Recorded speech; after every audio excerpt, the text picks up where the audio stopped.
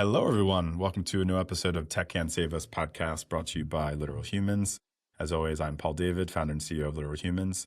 And I'm joined today by Julio Martinez-Clark, co-founder and CEO of BioAccess. And we're talking about accelerating MedTech innovation and first-in-human success. Welcome to the pod, Julio. Thank you, Paul. I look forward to our conversation today. Of course.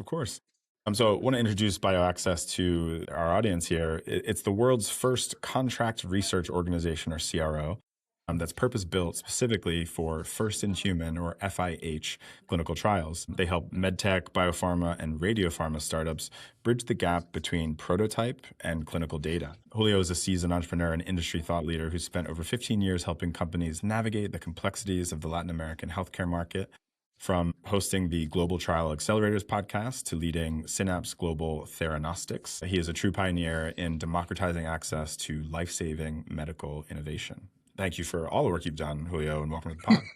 Absolutely. Thanks for having me here again, and look forward to sharing my experience with your audience and having a fun conversation. Absolutely. It must be Health Tech Day as well, because I was just talking about, just had someone in who's doing reviews for consumer health products and trying to make them verified and helping brands just like strengthen the reviews, because a lot of people depend on those. So we'll connect you to at some point, because there might be a there. Yeah.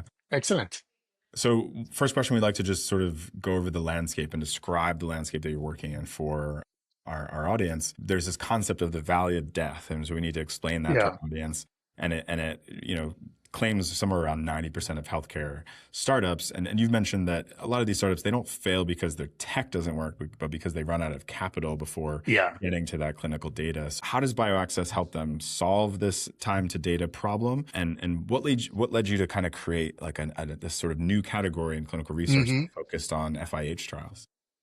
Well, first of all, Paul, it's important to give the audience context here. Our medical innovation starts usually at universities, either in the US or the UK and some other countries in Europe. And there are entrepreneurs who license these intellectual property or patents from universities. The university ecosystem in the US and many parts of Western Europe is really designed to spur innovation, to bring innovation to market. And they receive a lot of funds from the government and private donors to create labs and to innovate, to either, in the case of medical innovation, they either create molecules for new drugs or devices, new technologies. So there are entrepreneurs out there that who identify these breakthrough innovations, and they create companies, startup companies, 3 to 5 people that are designed to advance that innovation, to develop that innovation,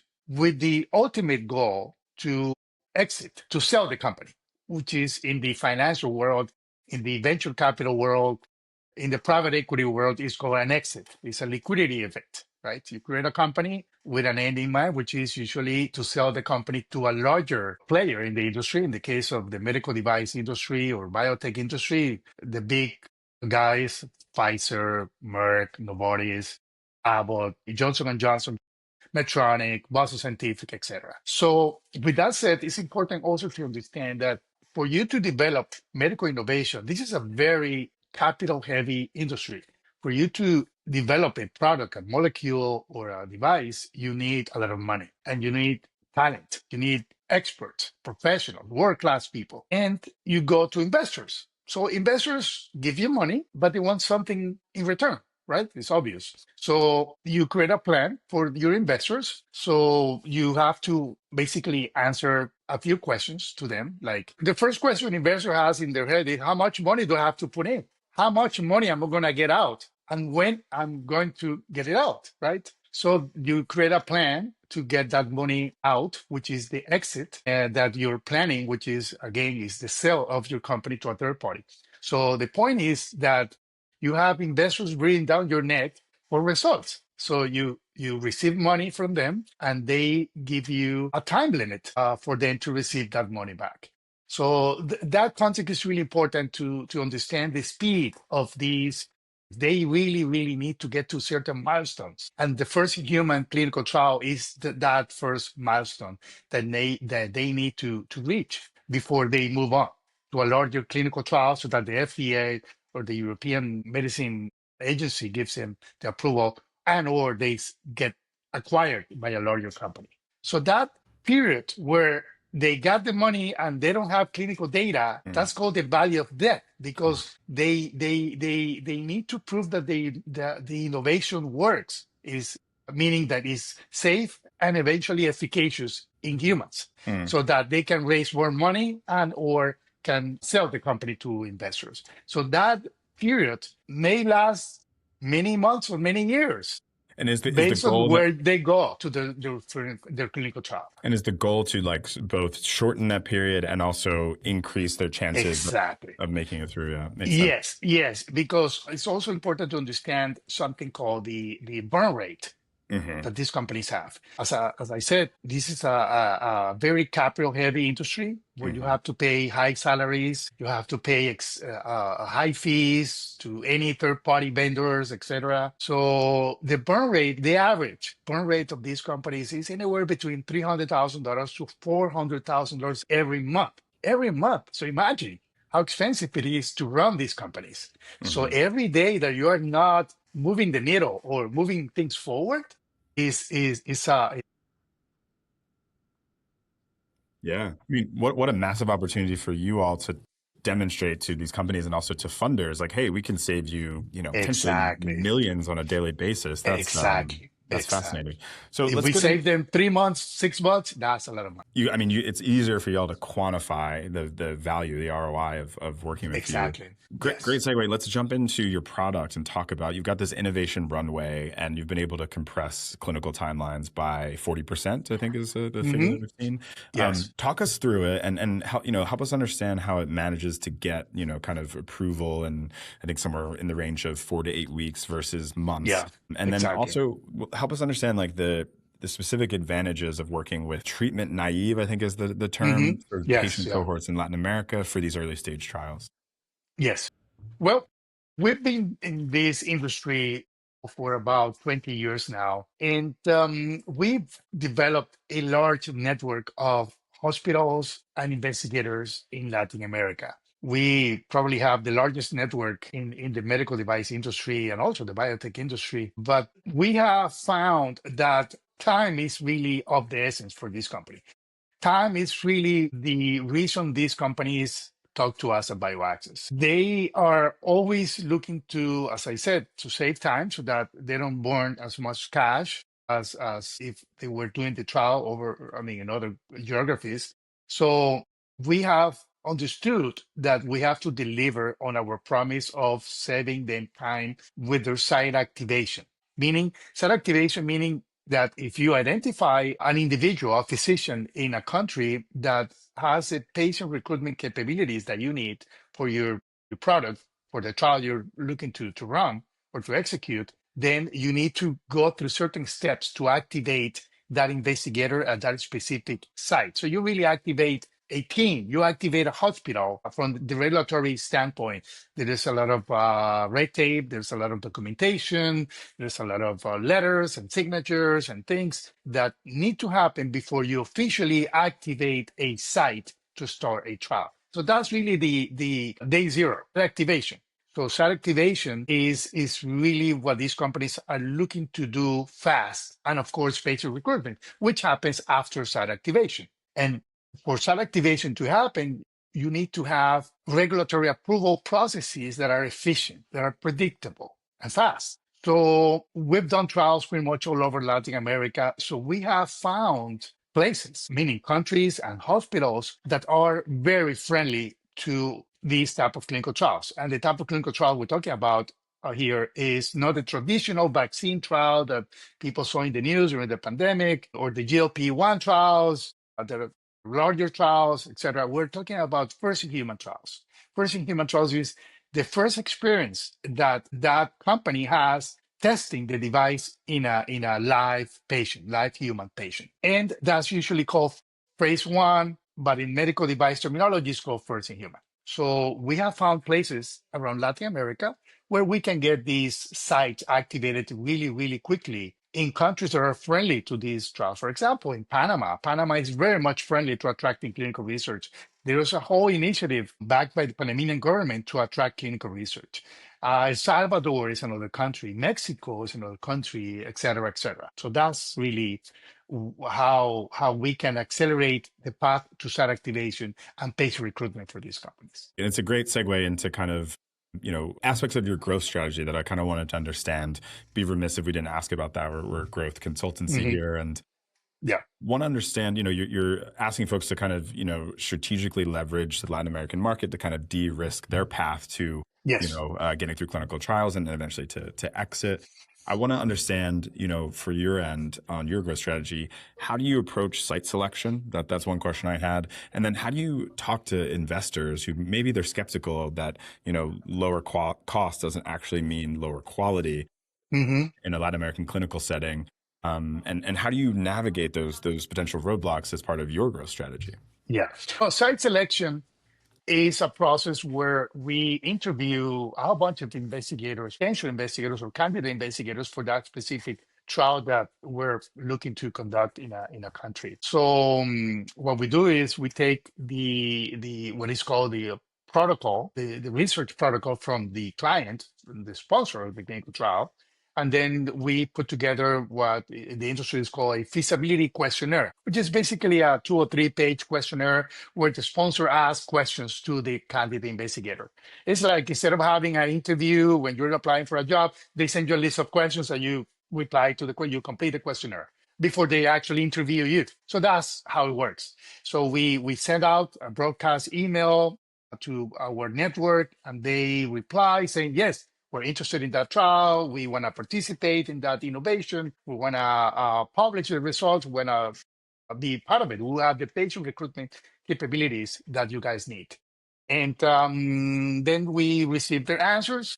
Then we interview them. We coordinate the meeting between after the interview that we do internally with the potential investigator to confirm everything in the feasibility questionnaire.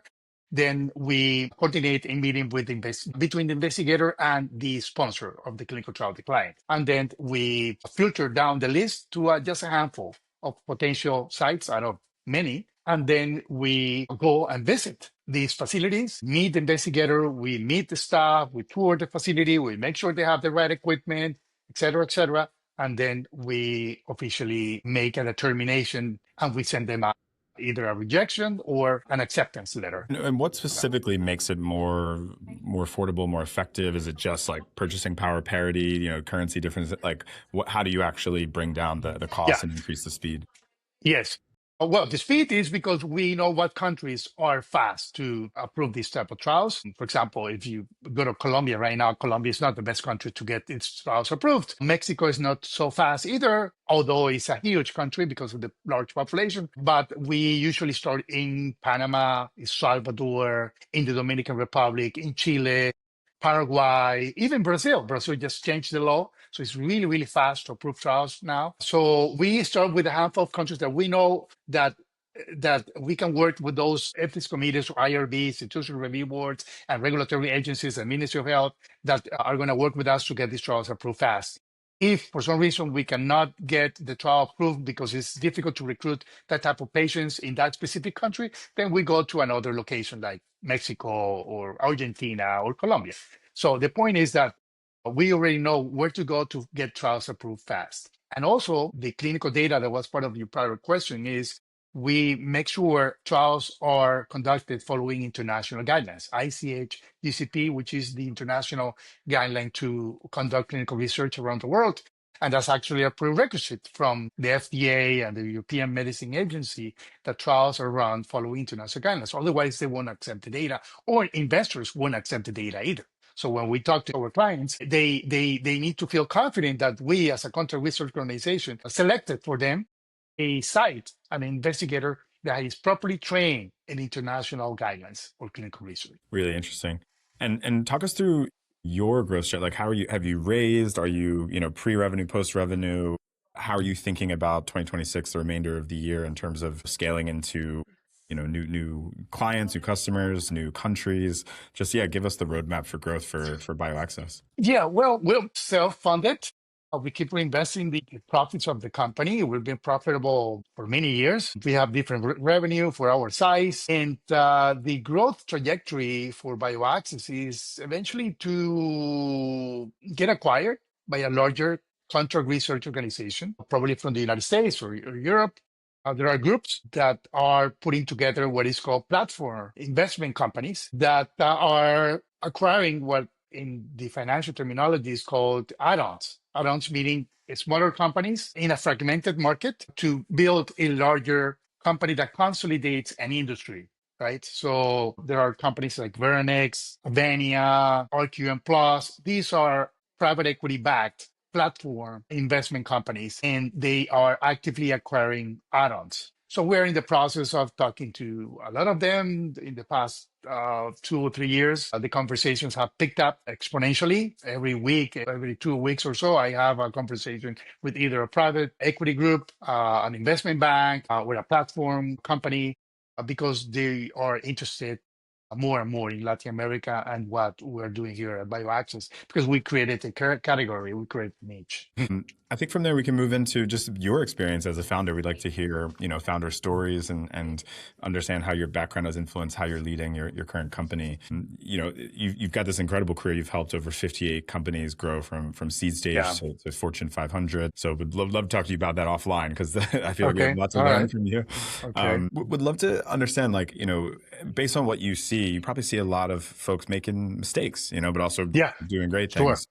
Yeah. What are some of the most common strategic mistakes that you see, med tech or health tech founders broadly make, when they're kind of planning their initial, clinical strategy, their growth strategy? Would love to because you've had all these interesting advisory Yeah. roles, what are you seeing out there, and what would you sort of advise founders on as they're scaling? Yeah. Specifically, founders of medtech and or biotech companies, we see a lot of new CEOs, meaning, remember that I mentioned that usually these innovations come from universities in the United States or Western Europe. So usually a PhD student who participated in the development of that intellectual property in a lab is the founder of the spin-off company from that university. So it's a new founder, PhD graduate, science focus, not necessarily business savvy, and he needs a lot of hand-holding, a lot of advice. So he or she makes a lot of mistakes. Obviously, all of us will make if we were in the same position. But yeah, one of the mistakes that I see happening is that they hear somebody saying, it just happened to us a month or so ago with a client. We have this new founder, and he's also a PhD graduate. He participated in the development of the innovation in the university lab.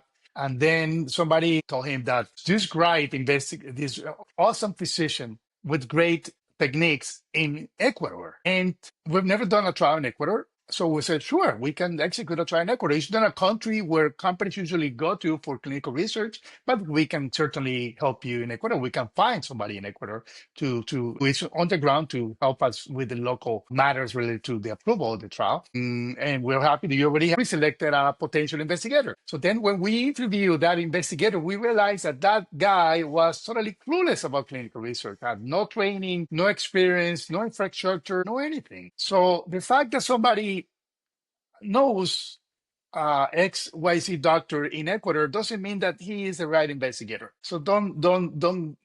I mean, founders usually go for what's familiar, and that's usually a mistake. So most of our clients, they leave it up to us to find that investigator because we are the experts. We've been, as I said, we've been doing this for 20 years. What is the aside?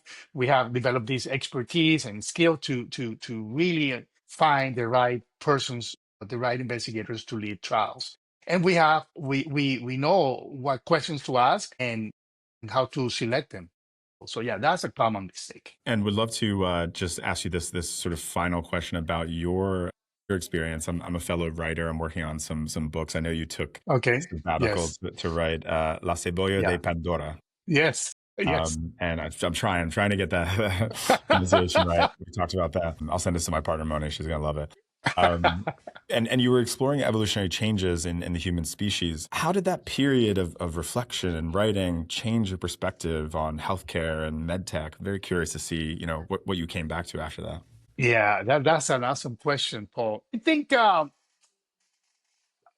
been through a transformational period of my life, and that's what led me to write Cebolla de Pandora. And I keep doing the same effort in a different manner, in a different expression, but it's a constant effort to disseminate information that very few people know about that I think is going to help them transform their lives, just as that information transformed my life. And I took action on that information. So I think the biggest understanding after writing Cebolla de Pandora and all the events that follow after that is the understanding that it's not really about the money. It's not really when I sign up a new client for BioAccess, I'm not necessarily happy for the money. Yeah, the money may be decent. We pay employees, they have better lives. I'm a simple guy. I don't drive BMWs or anything like that. I take the train. So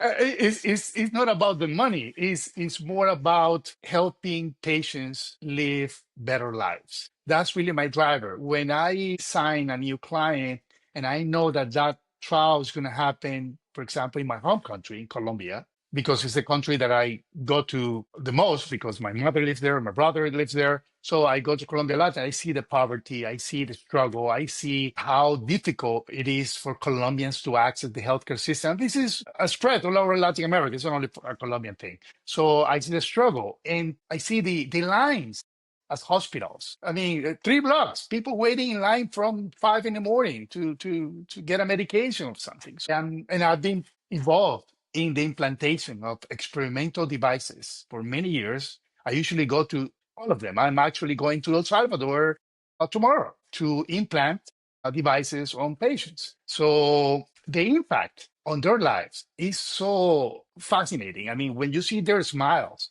when they get out of the operating room, when you see the faces of their family, the family members. So it's because they're usually of lower income um, uh, origins. So they really need to participate in a trial because it's really the only option for them to have access to advanced healthcare, to quality healthcare with compassion. And because we send them Uber drivers to pick them up, the patient and the family members to come to the hospital. They spend the whole day in the hospital doing tests, etc., the procedure, whatever, the follow-up visits. We treat them with dignity, like royalty. We give them meals, we give them some money to compensate for the work that they're skipping or missing, things like that. So this is part of the clinical trial budget. I mean, it's incorporated in the budget, and the sponsor is happy to pay for that. Is happy to pay for any adverse events that happen. I mean, we really, really take care of these families and these patients. And my satisfaction is to see their smiles, to see that we impacted positively the lives of many, many people in a country, in a developing country like Colombia. That's, And that patient had access to a medical innovation that otherwise wouldn't be available in the country if it wasn't for the trial. yeah. Yeah. Even if it is 5 patients. I love so much of what you Yeah. just said. I mean, I love the word Yeah. dignity. I feel like the word dignity doesn't get used enough. Like when we're talking No, about no, people and no. outcomes in sectors like Yeah, medtech, health tech, every sector. exactly. Yeah. I love that you keyed in on that. And even though you serve kind of like a B to B, Yeah, structure, you're thinking about that end user and you're treating them as well. You're addressing them. exactly. That's really powerful. And also as you're talking about, your broader strategy, you're moving, I think the geographic boundaries should not be a barrier to Hmm. medical breakthroughs, but also having access to quality, quality care, quality Exactly. products. And, Absolutely. and you're literally, I mean, not to, blow smoke, but like Yeah. you're saving lives because you're Yes. accelerating the delivery Yeah, of exactly. life-saving technology. And that's incredible. So, Exactly. um, And the reason why these companies are funded, Paul, just to complement, is because there is nothing available for these type of patients. right. Because for the investor perspective, the market is so huge that Yeah. nobody has addressed that specific medical need for Yeah. that patient population. So Right. when we come into a country with a device, with experimental device, it's the only device available in the world, probably, very likely, or usually that's how it is, that Mm. is created to treat that specific condition. So we're really making an impact. And what you're getting at there too is like you're solving, structural market failures. Yes. in the med tech market. And I Yeah. think that's Yeah. Yeah. incredible. Like that's, Yeah. Yeah. you're the way you've got it at the human level, you've got it at the sort of B2B level, and then structurally you're doing a huge service. So yeah, just really want to thank you for what you do. And tell our audience, we'll have to wrap it up there, but tell our audience, like, where can they learn more about BioAccess, and how can they get involved? How can they, find you and support? Well, just Google BioAccess, CRO, Latin America. You're going to be able to find us very easily. We have a very active blog, so that makes us easy to find online. I'm also very active on LinkedIn. Just look for BioAccess. You just look for Julio Martinez-Clark, and you're going to be able to find me. I'm very approachable. My email's there, my phone number's there. WhatsApp me, text me, email Yeah. me, whatever. No, I love Yeah. that. And I love it's great to meet founders they're accessible. I think it's easy for Yes, founders. yeah, They hide behind a yeah. wall of assistance and things No, like no, no, that. no, not at all. Yeah, no, that's great. That's great. Well, listen, it's been great having you on the show with us, Julio. And yeah, would love to, stay in touch. And if there's any way we can support, we're here for you. And yeah, for our listeners, thank you. This has been another great episode of Tech Can't Save Us podcast, brought to you by Little Humans. Joined today by Julio Martinez-Clark, the co-founder and CEO of BioAccess. They're doing incredible work accelerating and first in human, clinical trials. We thank you for what you're doing. And yeah, keep on keeping on. We're so grateful for it. Thanks for having me here, Paul. My pleasure. Of course. Please, audience, give this episode a review. I'm sure you loved what Julio had to say. So in order to keep that going and get more amazing founders like Julio, please give us a rating. Thanks, everybody. Have a good one.